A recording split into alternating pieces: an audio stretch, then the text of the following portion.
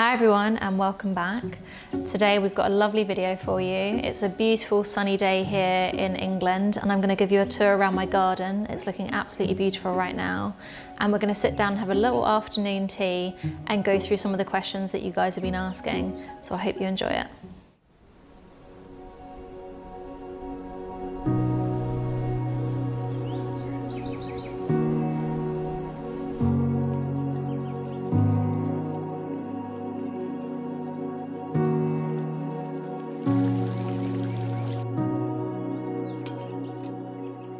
We've got lots of projects happening all over the world. I've got 2 team members in Oman right now and we've had a very exciting product launch, and I'm going to show you is the outdoor cushion collection that we've just launched with Andrew Martin. I've obviously got them all over my garden and I absolutely love them, so I can't wait to share that with you as well.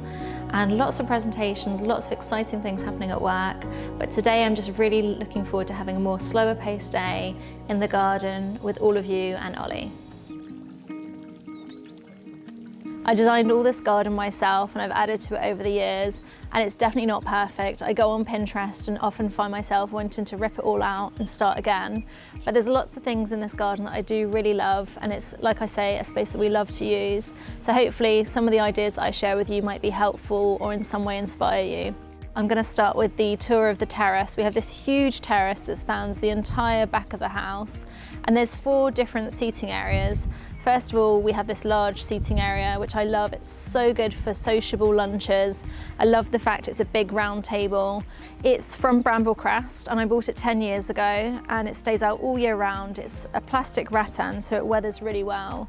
I still have the original base cushions and I've just dressed it with these Andrew Martin cushions just to add a little bit of colour and a bit more luxury. When I designed this garden 10 years ago, I had this piece of furniture, and so I designed this shape of the terrace around this table. And what I really wanted to do, because the garden's a rectangle and the house is very angular, was I wanted to add some curves. So I added this raised plant bed, and actually we didn't have this straight away. I added it because we had a spaniel that used to leap off our terrace into the muddy grass and back up again, and we just had all these little paw prints everywhere. So what I wanted to do was stop her jumping on and off everywhere and sort of funnel her down to just the middle. And all these plants I chose probably about 7 years ago, and I went to a garden centre, and I know quite a lot about gardening thanks to my mum. She had me gardening from a very young age. She taught me all about perennials, which is plants that come back every year. And I chose these and sort of position them so that as one plant is dying and stops flowering, another one will emerge up next to it, and so your garden doesn't have just 1 month where it looks good. It looks good the whole of summer and right the way from spring as well. I decided to put the sun lounges here because before we had kids we used to like to sunbathe. Now we just look at them and wish that we could sunbathe. But these are from the same range of Bramblecrest. I think it's called the Savannah range, but again I'll add that in the link in the description box. We've got these amazing ancient olive trees that you can see from inside the kitchen, and I really wanted to have some trees on the terrace, and they've got little uplighters at the base of the tree, which is such a lovely thing to do. If you have a tree like an olive tree where it's got this gnarly trunk, adding spotlights onto it just really illuminates that and makes such a dramatic effect, not only when you're outside but also inside. This little area is our kind of breakfast area. It's just off the kitchen. We walk from the dining area in the kitchen out to here, and this is where we'll often sit and have breakfast. And so it's a much smaller table and it's nestled in between the 2 olive trees. And I wanted to go for a different finish on this furniture. When you're furnishing your terrace, often people will buy furniture all from the same range, and I think that's quite a big mistake to make because you would never do that in your interior. It feels too matchy-matchy. It doesn't have that sort of layered feel. So I've got teak furniture here, and it's weathered down to this lovely silver colour, and I love how that feels a little bit more earthy and rustic next to some of the more contemporary pieces that I've got. And then this area, this is probably my favourite area in the whole garden. We've had some amazing parties. We've got this huge built-in fire pit, and I get asked all the time about where I got this. I designed this and I had it made when we were building the house. It has 2 gas feeds because it's such a big area, and the outside was all done with breeze blocks, and then I had it clad with a black granite and a honed finish, so it looks a lot nicer than the polished granite. And when I was designing it, I made sure that the frame that goes around it, that's clad in stone, is really thick. And I did that for two reasons. Firstly, I wanted to make sure it was safe and that it was a good distance from the flames when people were sitting down. But also that area doubles up as a coffee table. So if you're having drinks out here, or we've even had a couple of guys that were making paellas over the back, and then people were using this as sort of an impromptu dining area. It's great to have somewhere you can put your drinks down, put your plates down, and it works really well. I also got, a couple of years ago, these beautiful consoles from Sutherland's. These were custom made in a really, really wide width, and I wanted something that would go completely cover the back of these sofas. Because the sofas are modular, it works really well for the space. You can kind of build the layout that you want, and again, those are from Bramblecrest. But what that means is when you look at the back of the sofa, it doesn't look very nice when you can see the gaps at the back, so I wanted something that would look much nicer from the back. And also this works really well when you're sat there, if you've got a cup of tea or a drink or something, you can kind of lie on the sofas and rest your drink here. And often I'll dress this with flowers, or I've got little solar powered lamps, and make it look really nice for events in the summer. These are some other little side tables that I got from Sutherland's, and these I use kind of as an over the sofa table, which is something that we use a lot in our projects. And again, it's all about making sure that it's user friendly. So when you're sat here, you've got your drink, you can easily reach it. You don't have to reach all the way there. It's a great place if you're just reading a book and you want to have some snacks. It's all there, easily at reach. I've also got some of these outdoor lights that they're battery powered, and I love how they have the bronze colour, and you can just push the button on the top and it illuminates. You can't really see that very much right now because it's so bright, but at night time it gives a lovely glow and dresses the area really nicely. So I'll add that in the description box as well. Diagonally above each corner of this area, I've got these two patio heaters, and this is called the Dome Patio Heater. It's by Heat Sale, a Belgian company, and I chose these because I think they look really beautiful. It almost looks like a floor lamp that's arching over the seating area.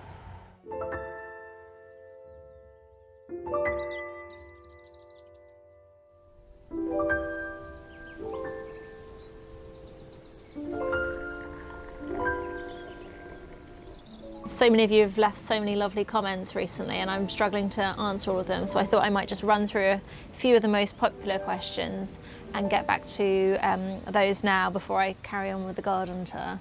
But first, I would like to say thank you to today's video sponsor, who is Skillshare. Skillshare is an online learning platform with thousands of classes that are so inspiring and really helpful for getting your creativity going, and is great for anyone that loves self-development and learning. For me, this has been the perfect activity to do in the evening after work, where I get to learn new skills. And the things that I'm really interested in at the moment are furthering my photography skills and also getting better at YouTube.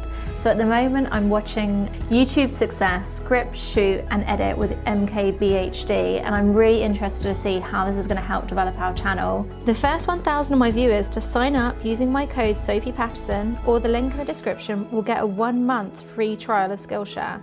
I feel for me this year has been all about self-development and creativity, and anything that allows me to do more self-development, learn new skills, I'm so open to. So I think it's the perfect platform for learning new skills and boosting your creativity. So make sure you sign up quickly and make the most of that opportunity. Beverly Combley Canham has said, we're about to move into a country cottage. The front door has no corridor through to the kitchen as the wall has been taken out. Choices: is it best to use the furniture, flooring, lighting to allow a walkway, or place the furniture against the wall and make the walkway through the furniture? You have inspired us so much. Your ideas are just amazing. Keep on this fabulous work, please. Beverly and Derek. Oh, thank you, Beverly and Derek. I think that's a really good question, and that was posted under our video about top 10 design tips for small spaces. I would say whenever I do a living room, and I'll share an image of a living room that I did about 7 years ago for a client, regardless of how big the room is, you don't want it to feel like a walk-through. You want to feel like you've got an intimate, cozy space. So if you were to put all your furniture against the walls and have the traffic of people coming from your front door through to your kitchen, that would naturally feel like a hallway rather than a sitting room. So I personally would bring the furniture in, maybe if there's a focal point of a fireplace, position the furniture all closely around that with a coffee table in front. And if you've got space, put a console table behind your sofa, and that will kind of create a barricade between the walk-through to your kitchen and the area where you're actually sitting and using as a reception room. So definitely bring your furniture in and use a console table to sort of create the illusion of a wall.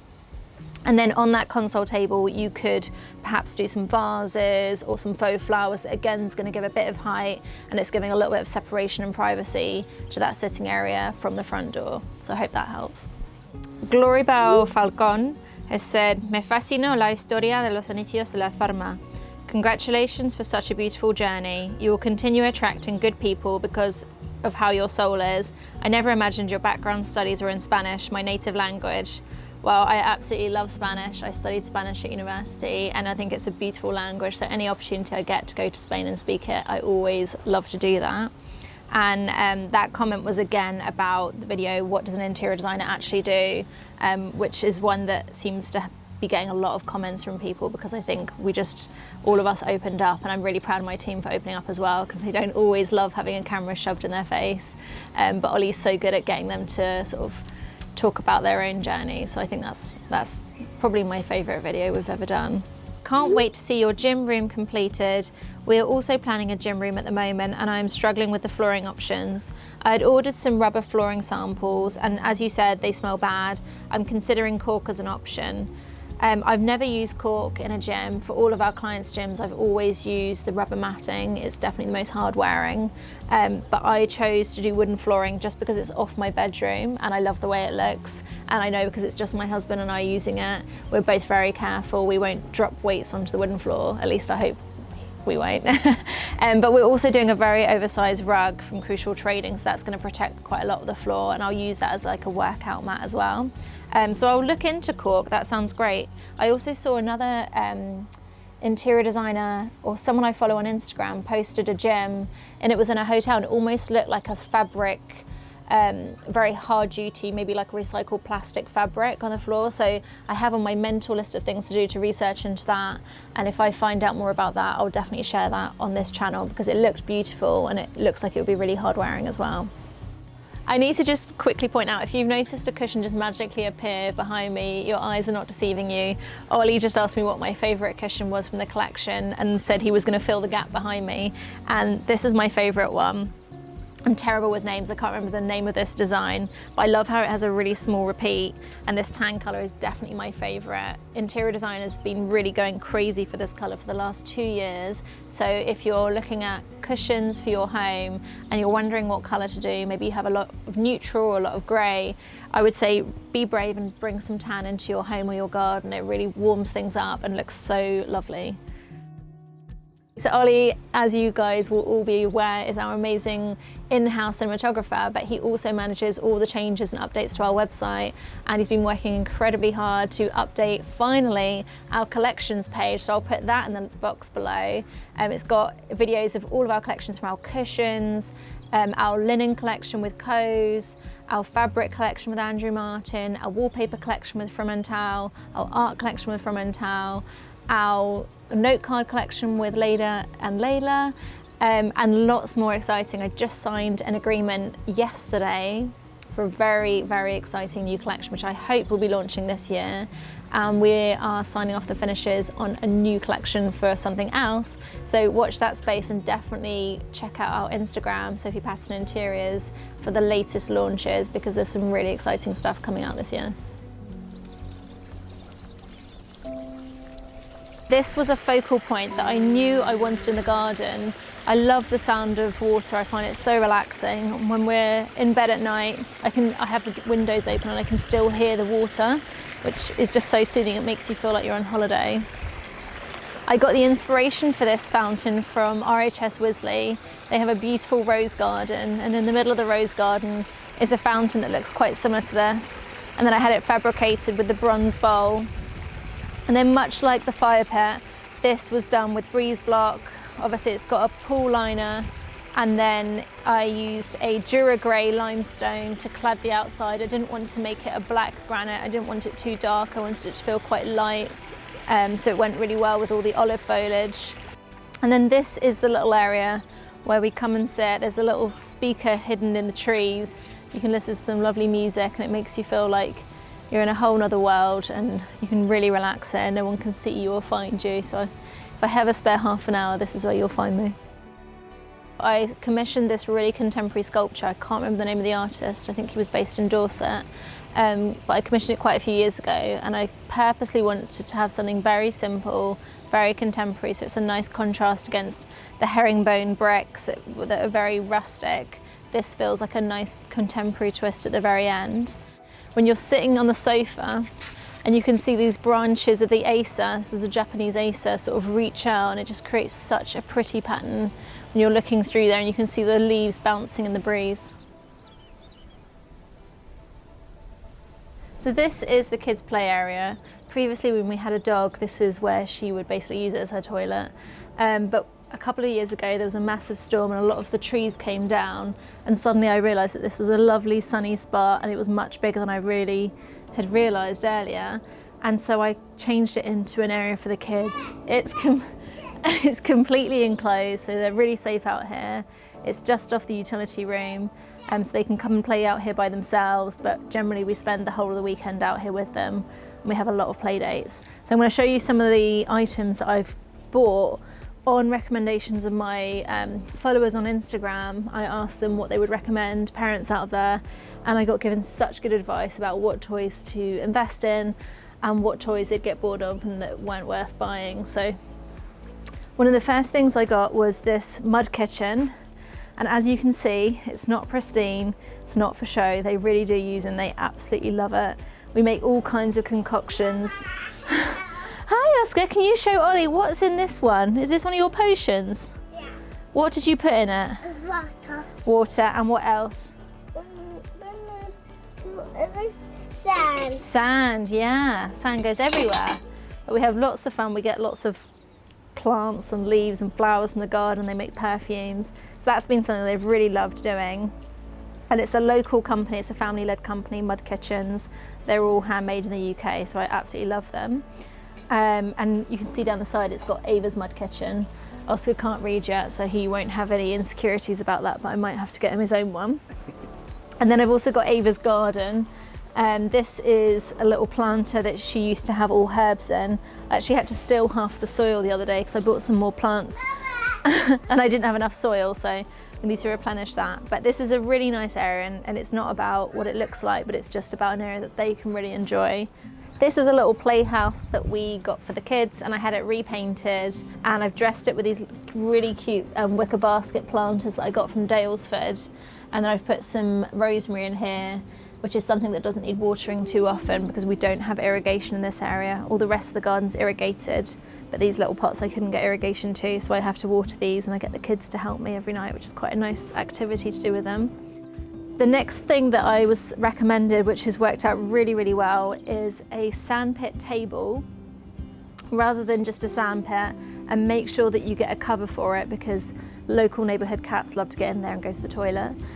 So this is covered when it's not in use, and it's got all their toys in there.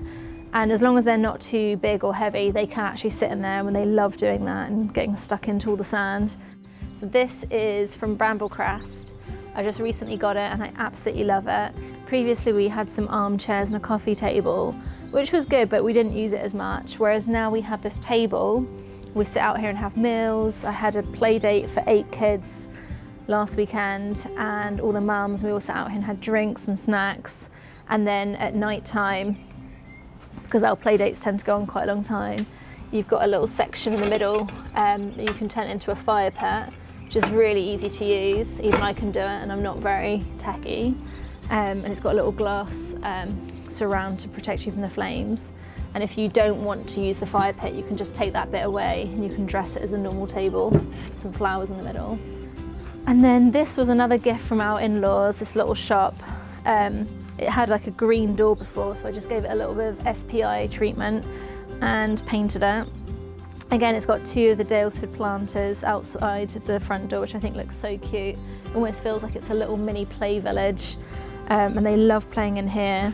Got this trampoline area down the bottom. This was probably the best thing that I've got in the garden. All the grown-ups and the kids love playing on this every day. It's sunk into the ground, so we've got this raised platform, and it's from Capital Play.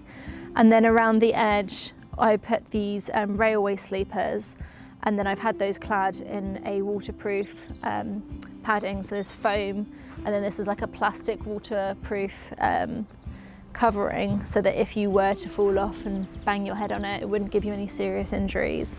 But it's really nice, and it's a great area for it because it's nice and shaded, so it doesn't get too hot during the day. And the last thing in the playground that I thought was worth mentioning is this bunting that I got off Amazon, and I really love it. It really creates a sort of playful element in here, and it's almost kind of like having a pergola or some kind of structure. It makes it feel like more of a room. It gives like a ceiling height to it, and no matter what time of the year it is, it just gives it a real sort of party feel. So that's one of my top tips. If you've got a play area, if you can add some bunting, it creates this really sort of cheerful atmosphere. These are 2 of my favourite trees that we inherited from the previous owner. Some beautiful magnolia trees, and these were the inspiration behind the magnolia canopy wallpaper that I designed with Untitled. So they're really special to me, and they look absolutely beautiful all year round, even without all the blossoms now. I just love the structure of the branches and how they're all quite twisted and gnarly. We have a sculpture from Seachers, which we found in an art gallery there. You can see it's all rusted, but I really love how it looks. I love this patina that you've got and the colour. This was a gift from our father-in-law. I think it might have been a housewarming gift. I love how it's got the key as well. And then I've just clad the base of that with some yew hedging, which again really grounds it and makes it feel like it was always meant to be here. And then the last thing I'm going to show you is the wisteria on the house, which is something that I added because our house is a new build and I really wanted it to feel more sort of embedded into the garden to soften the house, and I've just always loved wisteria, so I'm really happy with how it looks because it's covered almost the whole front of the house now. Thanks so much for joining me on this tour around our garden. I hope you've enjoyed it. I've loved showing you around, and I hope it's in some way inspired you with your own gardens. If you'd like more regular updates from us, don't forget you can follow us on Instagram at Sophie Paterson Interiors, where we post daily, and don't forget to hit that subscribe button so you don't miss any videos here, and we'll see you in 2 weeks.